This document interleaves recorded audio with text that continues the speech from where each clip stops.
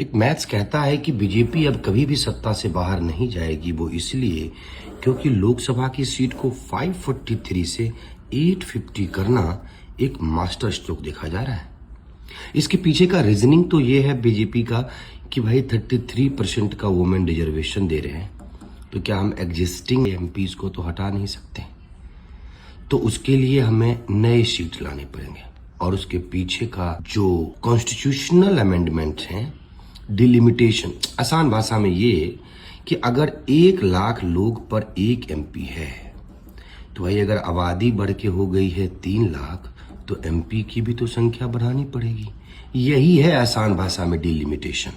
तो इस बात से अपोजिशन को प्रॉब्लम क्यों हो रहा है, वो क्यों नहीं चाहते थे, ये बिल क्यों नहीं पास हुआ? क्योंकि अपोजिशन का ये कहना है कि आप ये 33% इसमें ही दे दो ना भाई, जो एग्जिस्टिंग लोकसभा की सीट है उसी में 33% का रिजर्वेशन दे दो। बीजेपी ऐसा नहीं करना चाहती है।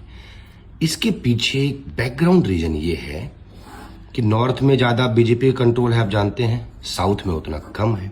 नॉर्थ में जैसे कि अगर आप बात करो बिहार, मध्य प्रदेश, राजस्थान, यूपी, हरियाणा, उत्तराखंड, इस सब सीट को मिला दोगे ना तो 206 सीट है सिर्फ नॉर्थ से।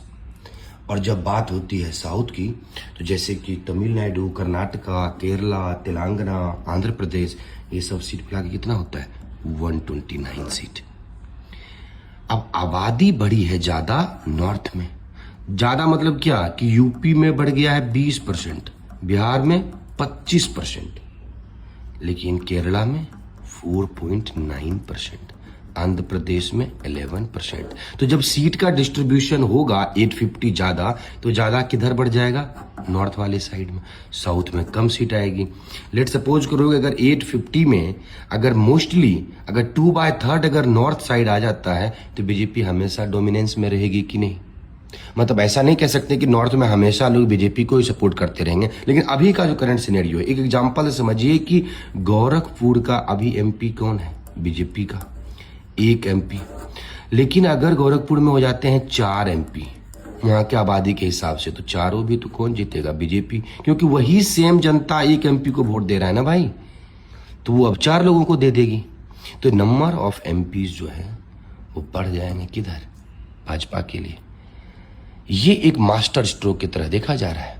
आपका क्या कहना है? आप कमेंट सेक्शन में बताइए। Thank you so much for watching. Hope it was worth it.